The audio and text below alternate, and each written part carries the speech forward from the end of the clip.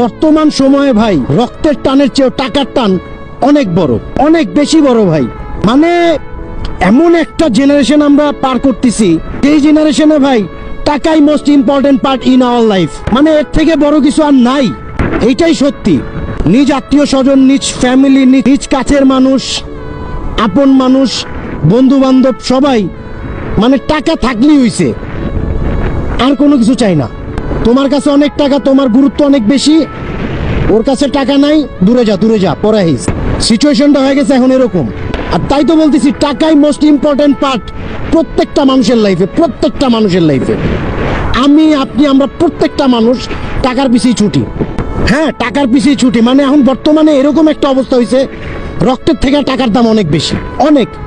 কিসের রক্ত, কিসের কি, এই খারাপ লাগে ভাই, আফসোস লাগে। মানে নিজের মধ্যে এই বিষয়গুলা খুব বেশি, মানে কি বলবো আসলে, আমি চিন্তা করি, আমি অলওয়েজ মানে বাইক রাইডিং এর সময় অনেক কিছু থিঙ্ক করি যে আসলে এই টপিকটা নিয়ে কথা বললে ভালো লাগে, এই টপিকটা নিয়ে কথা বলা যায়। বাট অনেক সময় এমন হয় যে এই সিমিলার, মানে এই যে এই টপিকটা নিয়ে যখন কথা বলতে গেলাম, মানে নিজেই মানে মানে অন্যরকম একটা ইমোশনাল ব্যাপার কাজ করতেছে নিজের মধ্যে। আরে ভাই টাকা নাই কেন, টাকা থাকে না কেন, এরকম মনে হইতেছে ভাই, সিরিয়াসলি বলতেছি।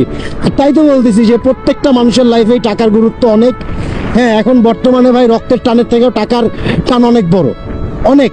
নিজ ফ্যামিলির মধ্যে ভাই আপনি যখন টাকা কন্ট্রিবিউশনটা একটু বেশি করতে পারবেন, আপনার মূল্যটাও তখন একটু বেশি হয়ে যায়।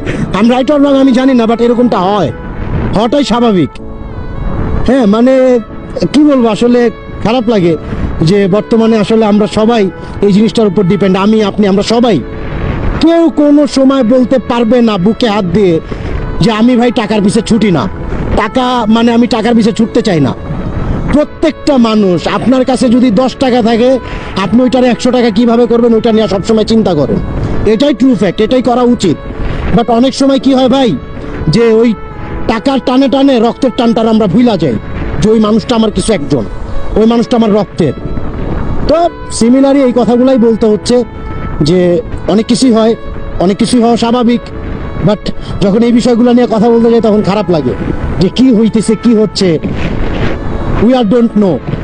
বাট ট্রু ফ্যাক্ট এইটাই যে যা হবে ভালোর জন্যই হবে। বাট খুব বেশি টাকার পিছনে না ছুঁইটা অনেক সময় নিজের রক্তটারও একটু দেখি আশেপাশের। তো if you like this video, don't forget to share and ভালো থাকবেন, সুস্থ থাকবেন, আর কমেন্ট করেন যদি ভুল কিছু বলে থাকি। That's it.